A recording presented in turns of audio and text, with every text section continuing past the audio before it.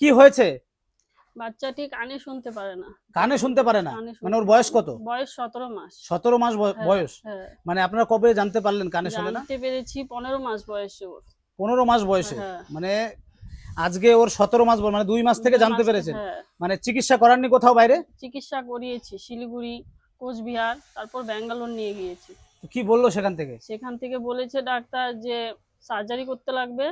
Surgery করে একটা লাগাবে, মেশিন লাগাবে। হ্যাঁ।